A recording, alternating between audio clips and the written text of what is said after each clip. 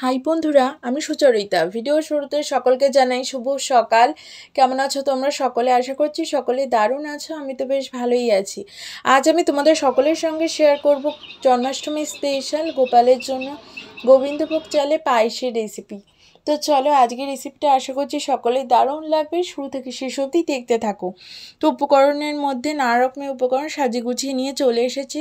চলো শেয়ার করি সমস্ত উপকরণ। নিয়েছি এলাচ দানা, কিশমিশ, ঘি, চিনি আর গোবিন্দভোগ চাল আজকের এই ক্ষীর পায়েসটার জন্য। তো চলো রেসিপিটা শুরু করে ফেলি। প্রথমেই গরুর দুধ 1 লিটার নিয়েছি, সেটাকে ছাঁকনি দিয়ে ছেঁকে নিলাম। দিয়ে এবার গ্যাসটাকে অন করে দিলাম। দুধটা ভালো করে ঘন হয়ে জাল হয়ে আসুক। বেশ ক্ষীর করে কিন্তু দুধটাকে আমি জাল দিয়ে নিয়েছি। এরপর আমি উপকরণের মধ্যে গোবিন্দভোগ চালটা দিয়ে দিলাম দুধের মধ্যে। এরপর কিন্তু দুধ আর চাল দুটোকেই কিন্তু ভালো করে সেদ্ধ হতে সময় দেব। আর দুধটা বেশ ঘন হয়ে আসবে ততক্ষণ অবধি ওয়েট করব। তো বেশ খানিকটা সময় নিয়ে কিন্তু আজকের এই রান্নাটা করতে হবে। তাহলেই কিন্তু তোমরা আমার মতো খুব সুন্দর একটা ঘন ক্ষীর পায়েস তৈরি করতে পারবে। খুব সহজেই তৈরি হয়ে যায় এবং সম্পূর্ণ ঘরোয়া প্রসেসের মধ্যে দিয়ে আজ আমি শেয়ার করছি আজকের এই রেসিপিটা। আশা করছি তোমাদের সকলে খুব ভালো লাগছে। জন্মদিন হোক বা যে কোনো শুভ দিন বা কোনো পুজো পার্বণ, এরকম একটা সুন্দর ক্ষীর পায়েস তোমরা অনায়াসে ট্রাই করতে পারো আমার এই সম্পূর্ণ রেসিপিটাকে ফলো করে। আর সামনেই দুর্গা অষ্টমী আসছে, দশমী আসছে, এরকম একটা পায়েস কিন্তু সকল বাঙালির বাড়িতে কিন্তু চাই। তো এই রেসিপিটা অবশ্যই ট্রাই করতে পারো। জন্মাষ্টমীর দিন এই রেসিপিটা তোমরা লুচি কিংবা অন্নভোগের সাথে অবশ্যই ট্রাই করতে পারো। দুর্দান্ত একটা কিন্তু পরিবেশন হবে ঠাকুরের জন্য। তো চলো পায়েসটা এদিকে বেশ ঘন করে ক্ষীর করে আমি কিন্তু জাল দিয়ে নিয়েছি। আর সর কাটিয়ে কিন্তু পায়েসটাকে করছি। যতটা সর কাটবে তত যেন পায়েসটা সেই জিভে স্বাদ লেগে থাকার মতো তৈরি হবে। তো দেখো এইদিকে পায়েসটা খুব সুন্দরভাবে কিন্তু গাঢ় করে আমি ঘন করে জাল দিয়ে নিয়েছি। খুন্তিটা যখন চালাচ্ছি দেখে তোমরা বুঝতেই পারছো কতটা ঘন করেছি। 1 লিটার দুধকে কিন্তু আমি 1/2 লিটারের থেকেও কম পরিমাণে পায়েস তৈরি করেছি। এইদিকে পায়েস আমার সম্পূর্ণ কমপ্লিট। আমি কি খুন্তির মাথায় তুলে শেয়ার করছি। চাল ফুটে গেছে।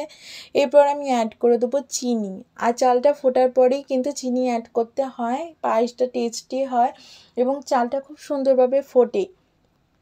তো আর একটু পরিমাণে কিন্তু আমি গাঢ় করে পায়েসটাকে আরেকটু জাল দিয়ে নিচ্ছি। এরপর উপকরণের মধ্যে প্রথমেই আমি অ্যাড করব কিশমিশ। তো কিশমিশটাকে আমি প্রথমে অ্যাড করব, তারপর চিনিটাকে দেব।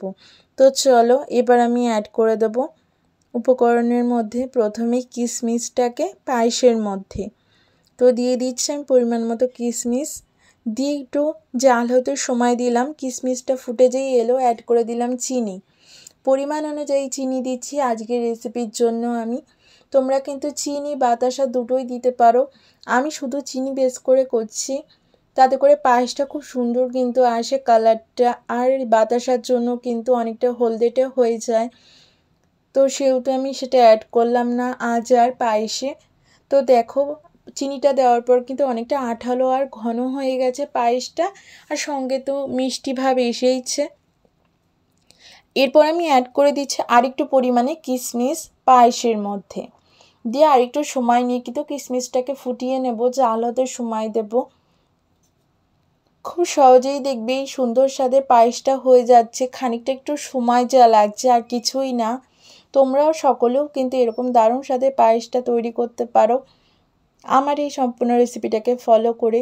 আশা করছি সকলে খুব ভালো লাগছে আজকের এই সুন্দর মিষ্টি পায়েসের রেসিপিটা। অ্যাড করে দিচ্ছি আমি এলাচ দানা ক্রাশ করে এরপর পায়েসে দিয়ে পায়েসটাকে আমি নামিয়ে নিলাম। পায়েস আমার সম্পূর্ণ কমপ্লিট হয়ে গেছে। এরপর এলাচ দানা ক্রাশ করে আমি অ্যাড করে দিলাম, দিয়ে নামিয়ে দিলাম। এরপর দেখো আমি 1/2 চামচ মতো ঘি অ্যাড করে কিন্তু একটু মিক্স করে নিচ্ছি পায়েসে। এদিকে আমার পায়েস সম্পূর্ণ কমপ্লিট। ভিডিওটি কেমন লাগলো অবশ্যই জানিও। ভিডিওটি ভালো লাগলে please do like share and subscribe to my channel. তোমাদের সকলের সাথে চলে আসবো আরও একটি ইউনিক ভিডিও নিয়ে খুব শিগগিরই। আজকের মতো এই পর্যন্তই। টাটা।